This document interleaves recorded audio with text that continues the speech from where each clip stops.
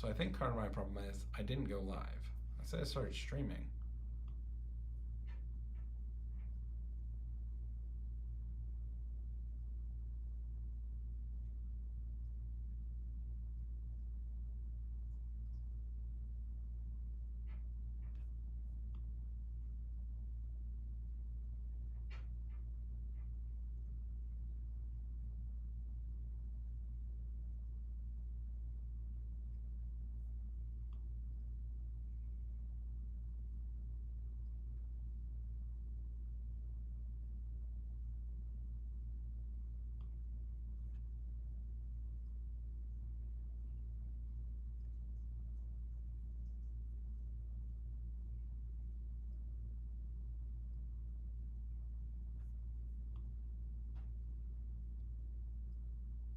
Hey everyone, Dale here with Pacific Sun Technologies. I have a really good video to go over with you today. This is a live video. I'm going to be doing more and more of these because I really like doing the live video, just kind of going over things and trying to get some of your feedback as I'm streaming with you. Now, today's topic has to do with the rising costs related to the solar industry.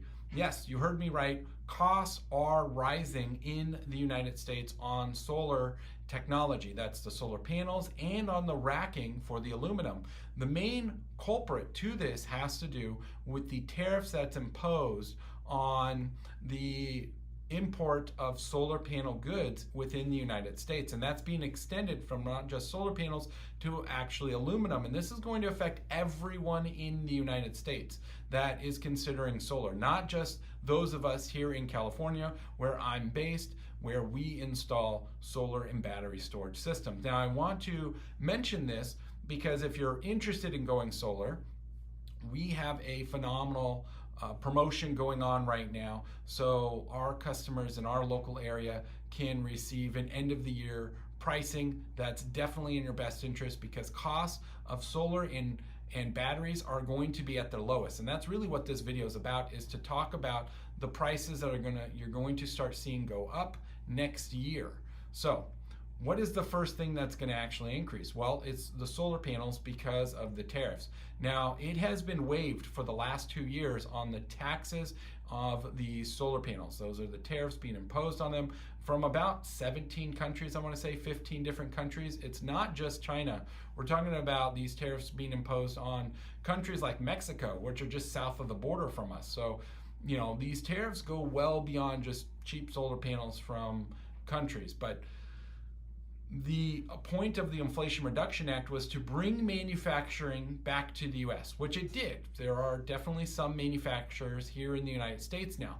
The problem, though, which is why this is being extended into aluminum, which will affect the racking space in the solar industry, but also the manufacturing, is the material of origins. There are roughly 5 solar companies, solar manufacturing companies, under federal investigation for falsifying material of origins for their products to avoid paying tariffs. And the Department of Commerce and the Trades Commission are not happy about this, and they are definitely in full investigation on figuring out what the heck is going on, because come June of 2024, the waiver on the tariffs is being removed, and the Department of Commerce has made statements that they will potentially go after manufacturers that, you know, falsified the material of origins for the products that they imported for the last 2 years, and or they will impose additional penalties to them, and they are likely to it's just an ugly thing. Now, it's crazy to think about these tariffs because a lot of the companies that manufacture panels, they manufacture them all over the world. So we are a global economy. The materials for solar panels come from everywhere. It's really hard for us to get all the materials within the United States. And some of it has to do with, you know, the bureaucracy of it, but some of it just has to do with just don't have enough of that material within the United States to be able to actually mine a meaningful amount to meet demand. So yeah, that's its own problem. But this is definitely something that's going to affect everyone. at the end of the day. Not just those of us here in the state of California, where solar has been the most dominant for the entire nation. And it's growing in Texas, it's growing in Florida, it's growing in the Carolinas and in Georgia and Arizona and Nevada. I mean, solar is becoming more and more popular because the cost of the technology has gone down so much in the last 15 years.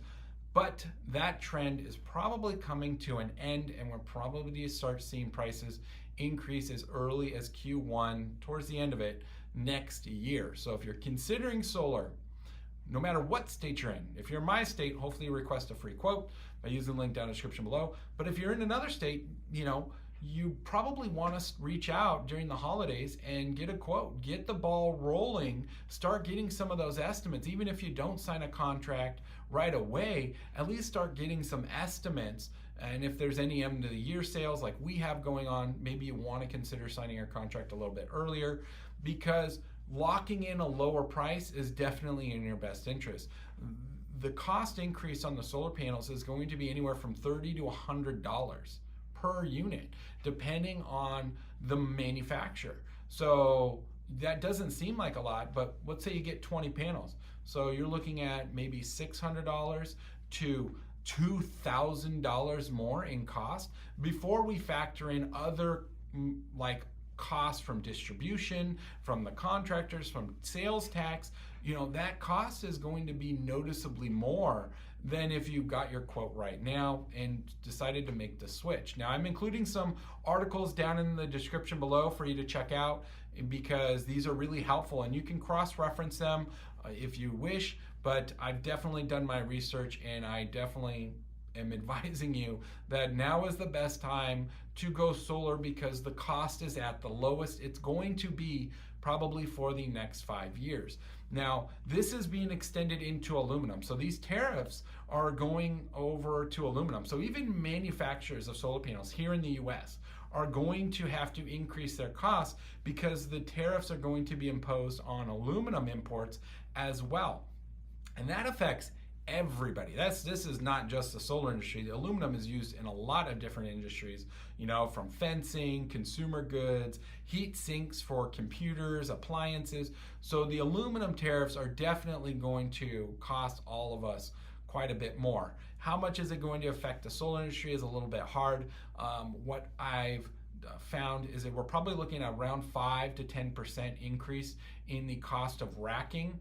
I don't know how it's going to directly affect the manufacturing of solar panels in the US for the aluminum they use, but we're probably looking at another 5 to 10% there as well. That's less than the cost of the tariffs that are going to be imposed, but still, that's going to affect it. Now, batteries, because this is a really important part for us here in California. You got to have a battery when you switch to clean renewable energy here in the state of California. If you're in Texas, you're in Florida, if you're anywhere else and you got normal net energy metering, you can probably just go solar. I think you should consider a battery. We're going to get into that, but you don't have to. In California, you definitely want that battery. If you don't get the battery, your $200 electric bill goes to $180. You did nothing by adding solar panels except spend money on solar panels. If you get the battery, you're going to have an awesome experience with your system, because you are becoming grid independent. You are resilient against any power outages if you get the backup equipment, and or you are going to be completely energy independent, right? You're going to minimize your use of the grid, which is really in your best interest. So the cost of lithium has gone down dramatically in the last 6 months, in the last 3 years, right? The problem is, while we have plenty of supply, the demand is expected to surpass supply in 2025, which will then start pushing the cost of lithium back up to prices right what they are presently, which is under $100 per kilowatt hour. This is great for those of you here in California, if you're considering solar, obviously you need the battery. So you can lock in lower cost solar panels, lock in lower cost racking, right? Because the tariffs haven't been imposed yet. And you can lock in the lowest cost related to lithium. The technology has definitely come a long way. I mean, it's hard to argue with the current lithium technology that it isn't safe, that it isn't reliable, and it isn't long lasting. It is way better than lead-based batteries by a landslide. And many of the lithium products that we offer, whether it's Enphase or the Canadian Solar EP Cube or even the Tesla Powerwall, are going to surpass the manufacturer warranty in terms of the life and the use of these products.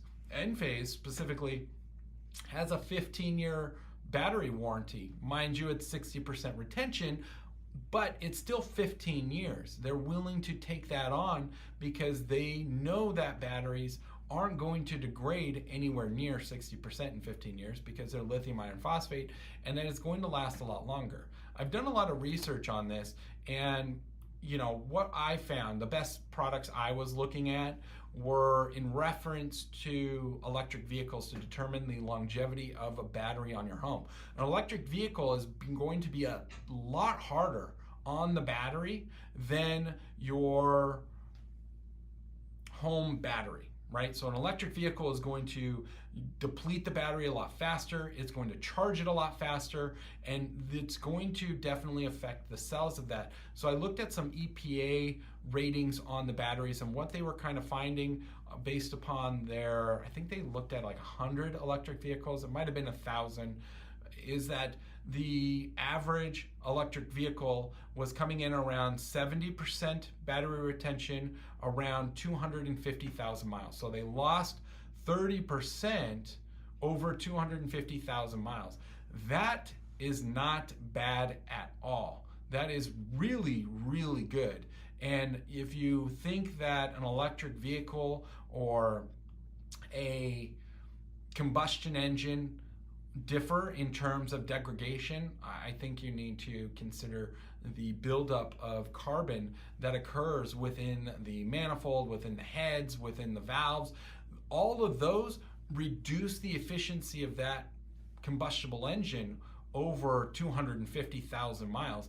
Now, is it going to be a match for match? Maybe the combustible engine that has 250,000 miles on it maybe edges a little bit ahead in terms of the miles available to the battery of an electric vehicle, but that does speak a lot in terms of the technology. If you can get 250,000 miles and only lose 30%, not on lithium iron phosphate, but on NMC chemistry for lithium, just standard lithium ion batteries found in the electric vehicles, then the LFP batteries that Enphase and EP Cube and Franklin and many of these other manufacturers are offering is probably going to surpass all of our expectations by a great deal. And Zonin is a battery manufacturer out of Germany, and they had batteries about 5 years ago. We've installed some of them, we don't offer it anymore, but they had batteries with an expected life of 46 years. 46 years. That is insane. And how much were they going to lose over that period? They were projecting 20 to 30% over 46 years. That is very little energy loss. And you compare that to solar panels, which would come with a 25-year warranty. I don't know why we look at a warranty in terms of how long a product's going to last, but we do. That's just the reality of it. But yeah, right now is honestly the best time to go solar because solar panels are at their lowest price they're going to be. There's no tariffs presently being imposed on aluminum, and lithium is at the lowest price it's going to ever get. So for those of you here in California, in our area, right now is the best time for you to request a quote and make the switch to clean renewable energy. You can actually become energy independent. I don't know why so much negative marketing has been put forth in terms of the transition to a net tariff program here in the state of California, because it's honestly in everybody's best interest for the future electrical grid. It really is. I can't argue this enough that this transition was needed. It's inevitable. We all need to be a part of the grid in a meaningful manner.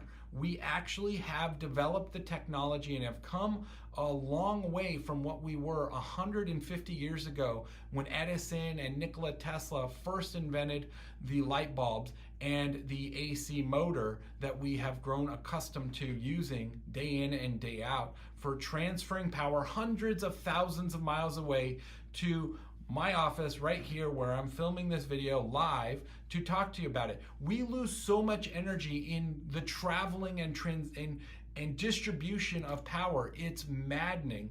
And yet we are grossly negative towards the ability to actually create solar power on your roof, store it at your home. We have the technology, it's rock solid.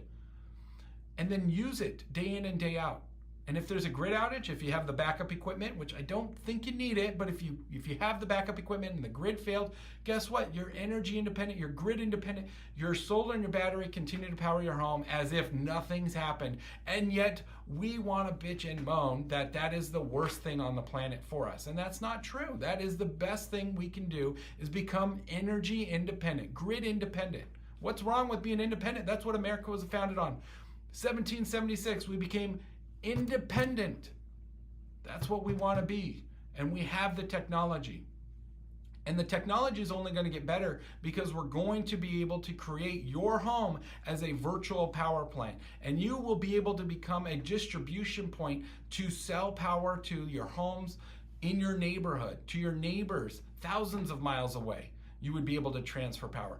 The technology, the infrastructure will be able to support that. And as we continue to evolve and adopt more electric vehicles on the grid, transition homes to all electric, we're going to need more solar and storage on homes. We cannot just rely solely on the utility grid. The utility grid will not be able to keep up with the demand of the electric vehicle. They're not going to be able to keep up with the demand of the growing homes. They're not going to be able to keep up with the demand of the electrical needs of businesses as a whole either. We all have to partake and become part of the grid and work together. What we should be hoping for is that the utility grid makes improvements to the infrastructure, where you have your transformer, right? If you go outside, somewhere on your block is going to be a big green box, and that's a transformer for all your homes. That's a distribution point. Utility power is going underground, hits that transformer, the voltage ramps down a bit, and then it's going to everybody's home on your block. Wouldn't it be cool if that was converted into a microgrid, and then your home was part of that microgrid as a macro grid? So if there was a power outage, that transformer could disengage from the grid, provide power for you to share with all your neighbors, and create backup situations. So if there was a natural disaster or a World War III situation, not that we're going into one, but if there was something devastating along those lines, we could literally have an infrastructure where we work cohesively together to provide power to our neighbors, to our friends, to our family, all throughout the world, throughout the country, not the world, the country. But mostly we'd be doing it on a community scale. Community by community, those types of improvements are what we want. And it'll help reduce the demand of the electrical grid with the adoption of electric vehicles. Right now is the best time to do that because the prices are at the lowest. Your technology that you get today will most likely be compatible with this future expansion of the electrical infrastructure as we evolve into this macro development over the next 5 to 10 years. The Inflation Reduction Act is heavily geared towards this type of infrastructure development.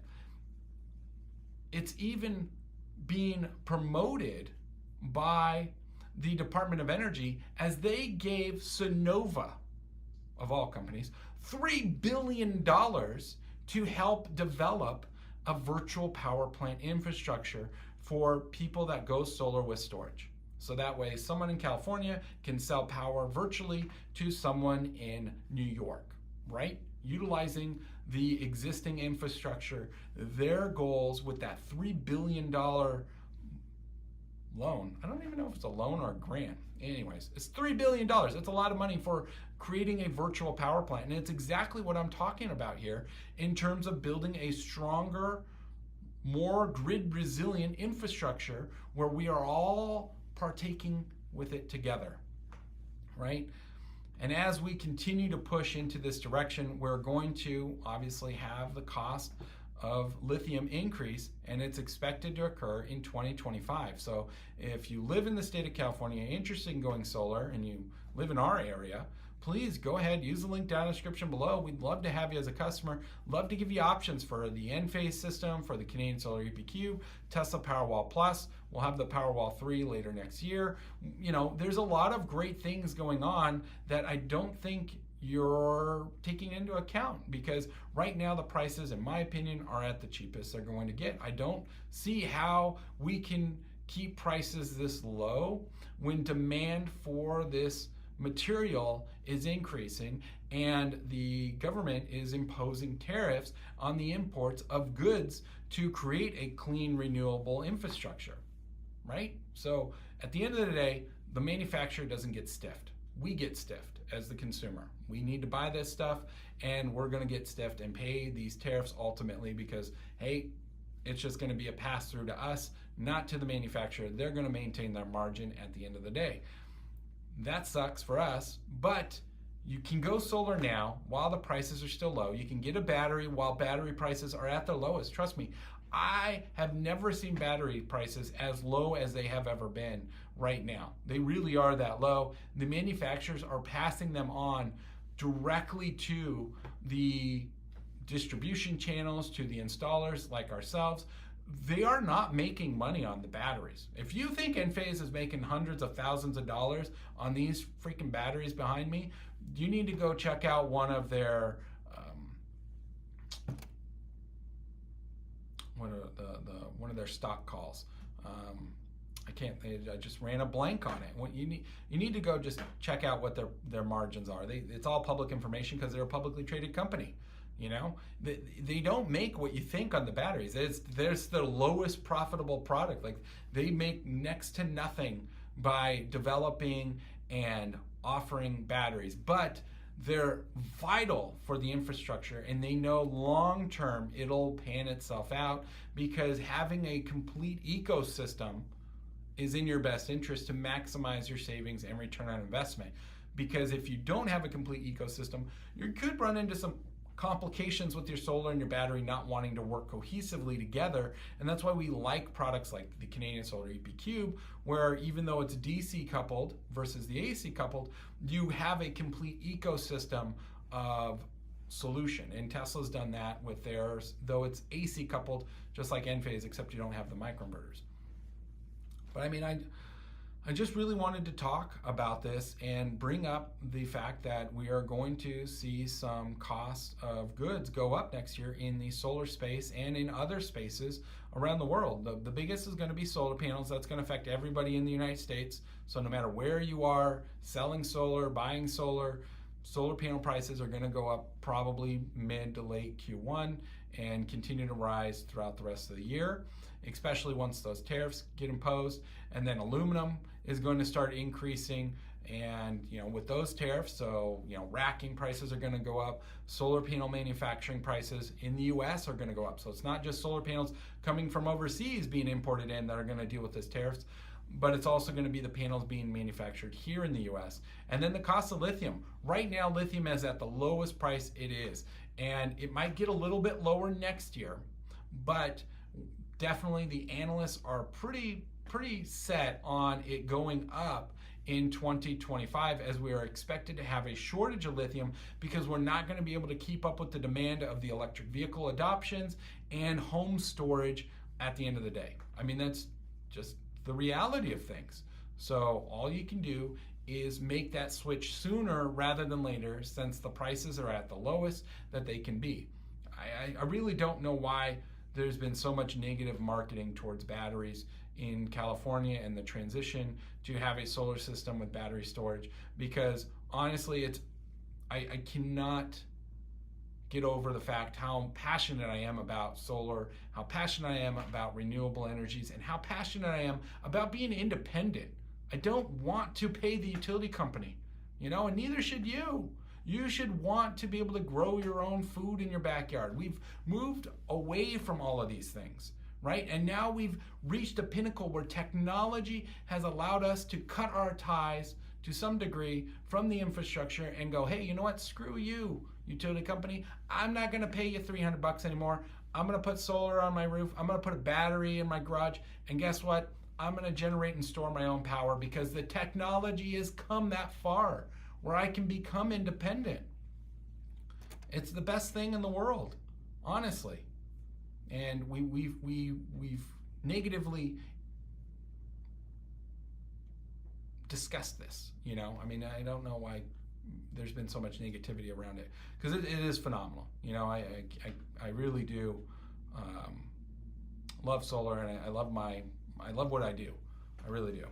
So let's see what some of the comments are. Self-parking EV, okay. Daily drives, cost high, diminished.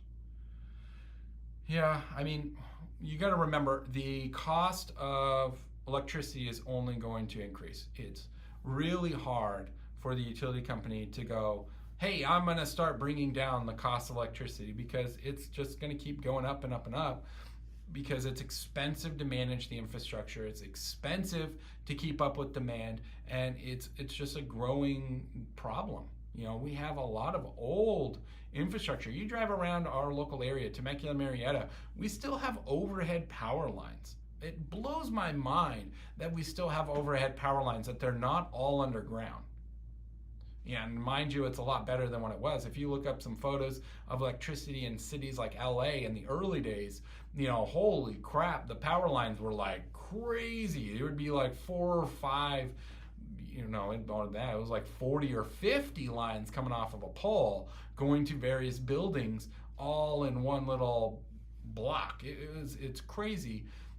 But that type of infrastructure change has occurred over time, and it was costly.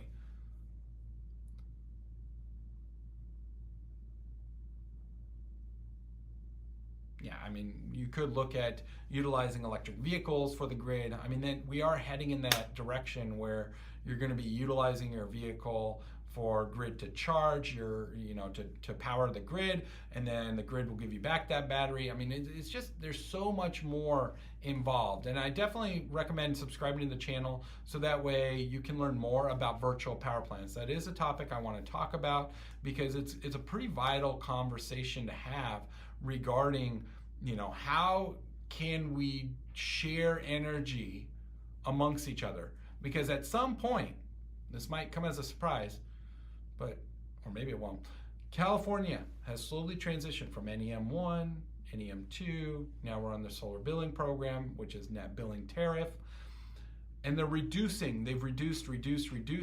the credits you earn from your excess solar energy that you send to the grid. And at this point, you're pretty much encouraged to have the battery. Don't give any of your solar to the grid. Only give them battery power when they need it, when they want it. That's when they're going to pay you the most money.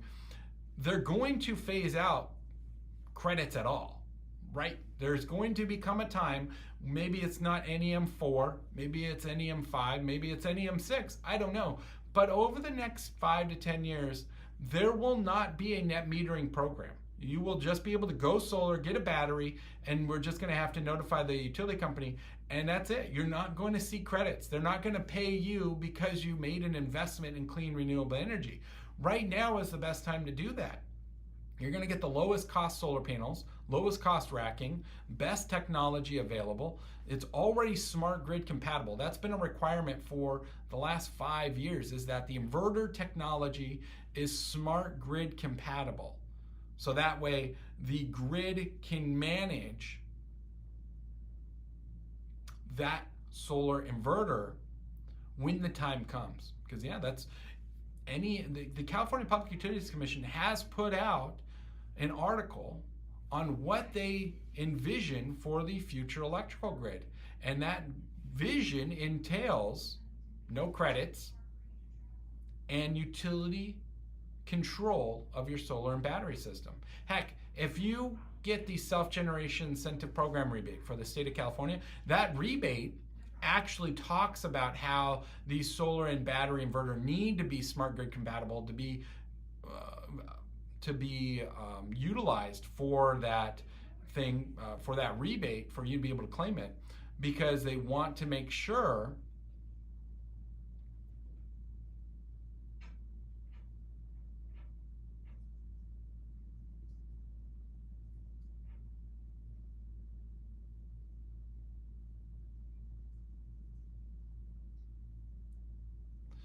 that they can control it later on, right? So when they need the power, they want to be able to turn it on. When they don't need the power, they want to be able to shut it off. And that might sound frustrating, but it's all about supply and demand, right? We can't just keep sending clean renewable energy into the infrastructure and expecting the utility company to figure out what the heck to do with it, because there's so much energy going into the grid that we don't know what to do with it. Literally, it's crazy, the amount of energy. I think it was Portugal. I'm 99% sure it was Portugal. They were 100% clean renewable energy on the grid for like several days in a row, where they did not have to utilize any other electricity other than energy generated from solar power, wind, and stored in batteries.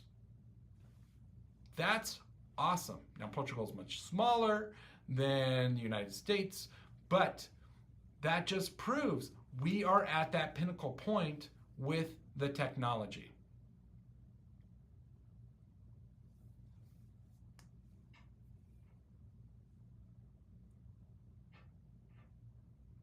Yeah, see, in the comments they're talking about the virtual power plant. The concept is very simple. Hey, I've got excess energy I'm not using.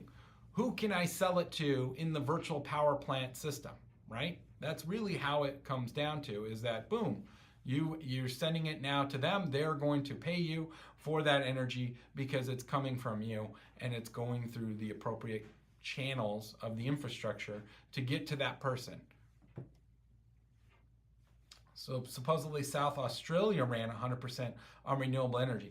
A lot of countries have been able to achieve that. Heck, California, during the pandemic, when all of us were locked up in our houses, believe it or not, we used so little energy one summer, I think it was in 2021, we used so little energy, there was so much excess solar power going to the grid that the grid was actually 100% for the state of California clean for like a couple hours, where there was just that much solar energy in the grid that was powering all the homes throughout the various areas of California, and it was 100% clean energy. Now, before we kind of, end this live video, I do want to talk about something that I think is really important for the future of energy in the state of California. And it's kind of something that I think has been overlooked. And I'm going to be doing a more detailed video about this. And it has to do with wind energy on a residential scale. With the transition to a net billing tariff program, you're rewarded for generating, or I should say exporting, stored solar energy from your battery to the grid in the evenings, right? So throughout the night, when they need the power, when they're usually getting it from dirty energy sources. It would make sense if we had wind technology in place that would allow us to capture wind generation up on our roofs. And I don't think we need anything extravagant. Even if it was 1,000 watts or 2,000 watts of continuous wind generation, that's a good amount of energy when you really think about it over an entire year. Because with wind, yes, it dies down here, dies down there, but ultimately you probably could average a rather consistent production of wind energy on your roof throughout the year.